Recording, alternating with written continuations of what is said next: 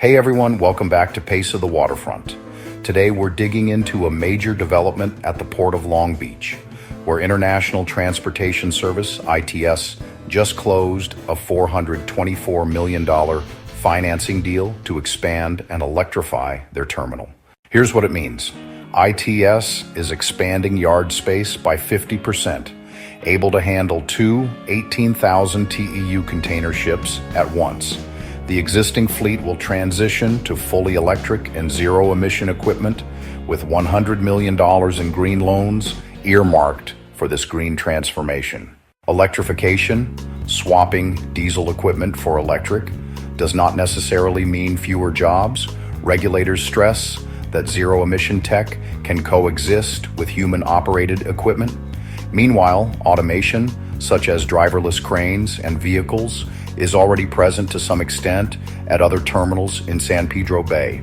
However, this hasn't translated into full automation. Some union-backed studies show automation reduced longshore work. One example, workforce declined in Sydney's port. Other independent studies note that automation can increase paid hours and overall throughput, sometimes even boosting labor demand. Technicians and operators for automated systems become essential, leading to higher skilled, better paid roles, but traditional manual roles may shrink. So here's the thing, this deal is really all about electrification. We're talking about fleets, cranes, on-dock rail, but it's not a full-on jump to automation just yet.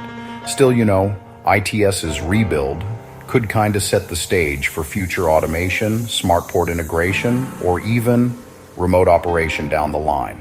With all the union and regulator pressure, ITS will probably have to include job protections and human oversight, especially when it comes to the electric equipment part.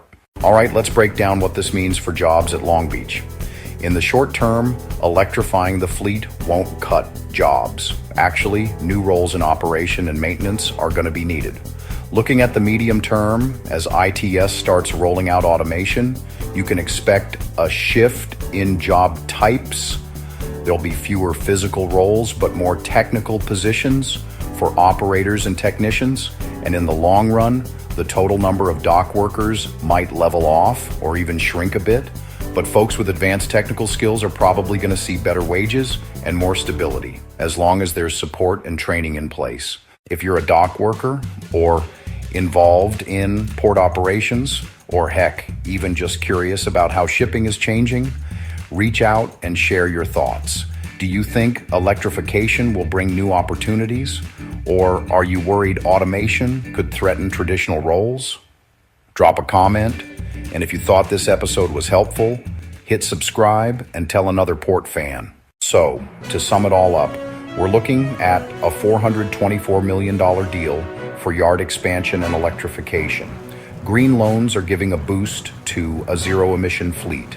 Jobs are staying strong during the electrification phase. But with automation coming up, skills and training are going to be more important than ever. In the end, there'll probably be fewer manual roles, but more technical, higher skilled jobs on the docks.